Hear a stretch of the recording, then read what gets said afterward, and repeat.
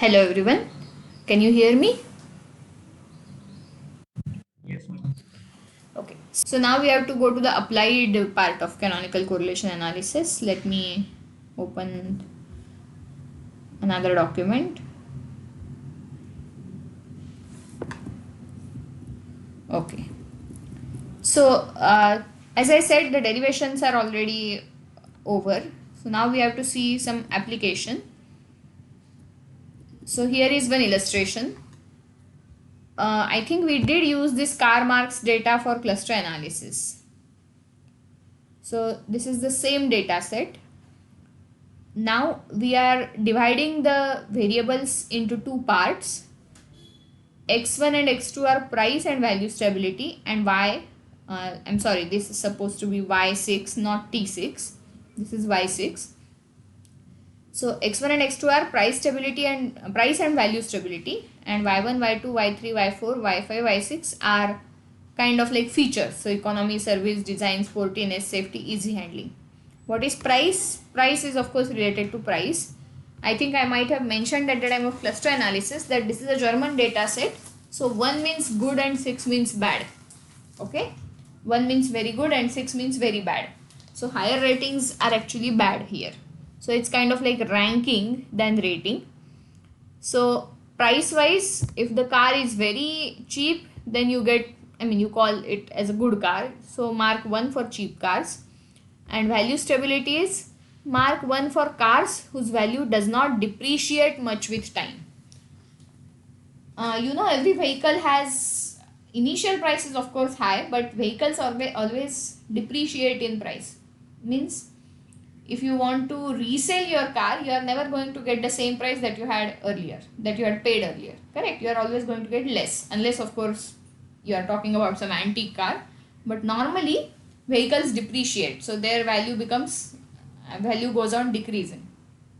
Okay, so here mark 1 for cars whose value doesn't depreciate much with time. So ideally those would be good cars, so even after say running certain kilometers they are still valuable. Okay, and these are other features. So we will try to see canonical correlations between this group price and value, which is somehow related to price, and then the other feature variables. So price variables is one category and feature variables is other category. Here we will be seeing the direct commands, but again I would suggest that in this course you have the formulae now for canonical correlations and canonical variates. So I would suggest that go for actual, you can create your own codes. So compute correlation matrix, compute covariance matrix, then get the canonical correlations from it, then get the canonical variates from it. Okay, by actually using the matrix multiplications. Okay, don't use the direct formula at this stage. That's what I would suggest. Okay, and one more thing. So in canonical correlation analysis, right now we use covariance matrix sigma xy, but same type of analysis can be carried out using correlation matrix also. And again, just like PCA or factor analysis, we can go for correlation matrix, especially when your variables are uh, in different units. Okay. Okay, so these are the cars for which we have data. Summary statistics are fine. Let me show you. Yeah. So this is something interesting. So this is density plot of the two x variables, price and value stability. Density plot means it roughly shows you the distribution. So you have some expensive cars, but more is towards the lower end. And value stability, okay, value stability is not a very well behaved graph. And this is a scatter plot of price and value stability. So it shows correlation, negative correlation. So the value of correlation is written over here, minus 0.806. See, this graph you can get via command ggpairs. Okay. Why the correlation is negative? Does it seem justifiable having negative correlation? Yes, ma'am. The plot has a negative slope, so correlation No, should be no, no, negative that is only. fine, but I'm asking in general, these variables being negatively correlated, is it justified?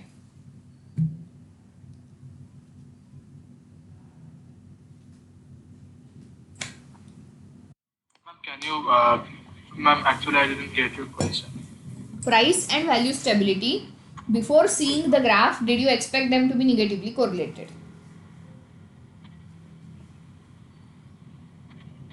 If I had not shown the graph and I had just asked you, okay, what could possibly be correlation between price and value stability, would you answer as positive, negative, or no correlation? I think it will be negative. Okay, so why? Because if the price is higher, then even if after some distance traveling, the value will not decrease much. Correct. Generally, expensive cars would have very good features because of which even in resale they would still be valuable. Okay, people would like to buy them even in resale because they are likely to have good features and hence they are likely to have higher life. Okay, you don't I mean, if you have a very cheap car, then you don't expect it to last too long and hence you won't be ready to pay it a high price on resale. Okay, so it is expected that these variables are negatively correlated and these are x variable, the y variables: economy, service, design, sportiness. By the way, this is simply correlation, but with ggplot it becomes an interesting graph, so you should try to explore such things whenever you have time.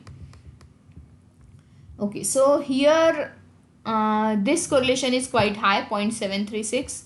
so this is between service and design. Service and design have positive correlation. Sportiness and design of course have a very high correlation because generally sporty cars are attractive, have attractive design.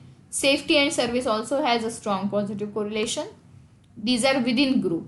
Okay, and now canonical correlation will tell us about between group correlations. So mat core is a command for canonical correlation. Okay, mat core. You can see here the correlations x core, y core are again within group correlations. So price and value stability have negative, etc. And xy core is your sigma xy. Sigma means correlation between xy, not covariance, correlation between xy, that matrix. And using it we are going to now get actual canonical correlations. CC will give you canonical correlations. Okay, see, the two canonical correlations turn out to be very high, 0.98 and 0.91. Why do we have only two canonical correlations?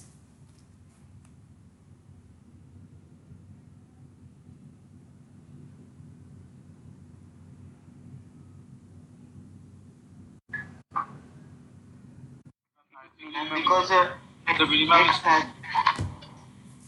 Because one group has only two variables. yes, ma'am, and So that is the minimum actually. Correct. So minimum would be 2. So we would have only two canonical correlations. And now these x coif and y coif are your alpha and beta. So this first column minus 0.32, 0.62 is my alpha 1. Second column is alpha 2. First column here is beta 1. Second column here is beta 2. Okay. So what does it mean? It means minus 0.32 times price plus 0.62 times value stability. This is my first variable, first linear combination. Its correlation with minus 0.4349 times economy plus 0.2051 times service and so on plus 0.3972 times easy handling. That correlation is this 0.98. Okay. There is another way to represent this visually. Let me go there.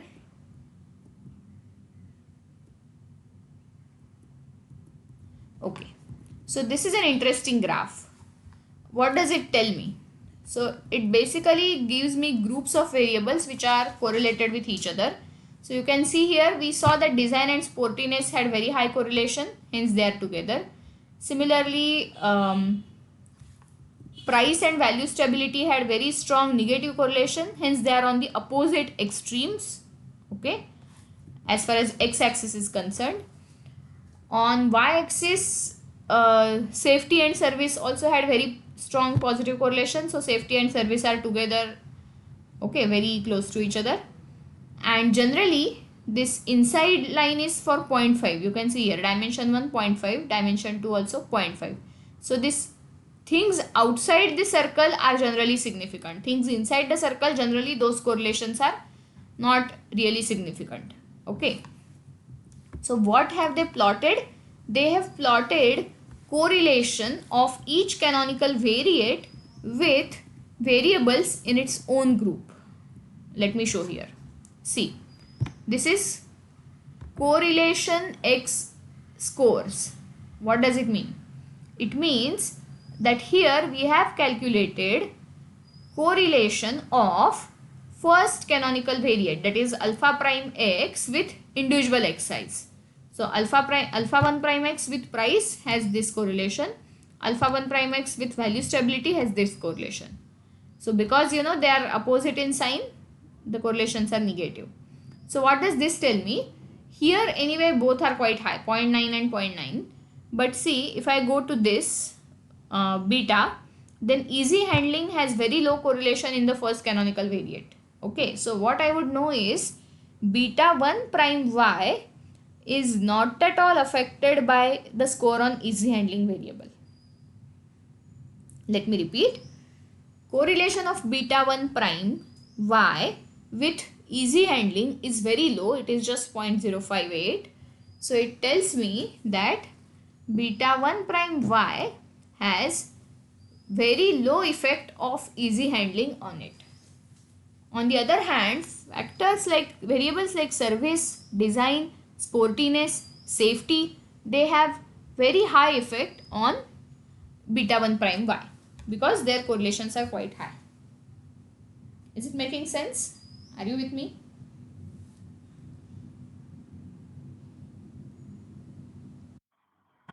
Yes, ma'am. So, generally, while deciding which variables are important from canonical correlation point of view, you should not rely simply on the entries in alpha and beta, because sometimes, especially when you are using covariance matrix, those values might be misleading because of the differences in the scales of the variables. You should go and check these correlations. So, correlation of alpha 1 prime x with each xi, then correlation of beta 1 prime y with each yi, because they will tell you more about which variables affect these canonical variates significantly. Okay. So here I told you the output here, and now we have, then we can also compute scores. Scores are basically values of those linear combination. So in alpha 1 prime x, if I substitute x values from ODE, this is what I get. If I substitute x values from BMW, this is what I get. Similarly, in beta 1 prime y, if I substitute values from BMW, this is what I get. Okay. So these are canonical scores, and here we have plotted those scores. And because the first correlation is 0.98, very high, so these cars are almost on the straight line. Why? Because the correlation is quite high. Correlation is 0.98, so it is practically 1. Hence, you get exact straight line. If the canonical correlation was low, you would get some scatters. Okay. In the second graph, the correlation is still quite high, 0.91. So you still have things almost on a straight line. And what do these things mean? So you can see here extremes. Jaguar, Ferrari, BMW, Mercedes, they are near the lower extreme, whereas these two German cars, Wartburg and some Trabant something, these are on the other extreme. What was our formula for first canonical covariate? Let me go there. Canonical variate. See, it is minus 0.32 times price and plus 0.62 times value stability. So expensive cars like Ferrari, BMW, Jaguar, etc., they will have high price, hence, and this is already negative, so this would become very strong negative thing. Okay, and their value stability would also be high. Hence, you have extreme values here, okay, for them. Whereas these are opposite extreme. These are very cheap cars, hence they are on the opposite extreme. Similarly, when you go for second canonical variate, Ferrari is kind of an outlier, and here some Volkswagen car, I don't see the complete name, that is another outlier. So what was the second canonical variate? Minus 0.4 times price and minus 0.22 times value stability. Now you can go and check the data set. Ferrari might have higher value different value for one of these variables compared to others. Okay, so that is your homework. Okay, and if I plot alpha 1 prime x with beta 2 prime y, then we know that the correlation is 0, so we get a random scatter of cars. We don't get any pattern because the correlation is supposed to be 0. Is it okay?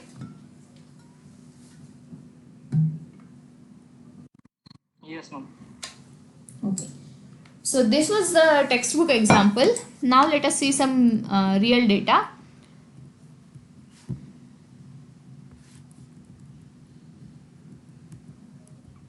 So this is data related to soil samples. What they have measured is different soil water characteristics, physical and chemical properties of soil. And let me list the variables. See, here the variables are listed.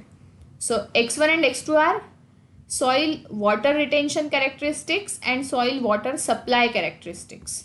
Okay, so x variables are soil water retention characteristic and soil water supply characteristic, and y variables are composition of the soil. So organic matter content, bulk density, total porosity. Porosity means porous means full of holes, right? So like how this soil is, capillary porosity, clay content.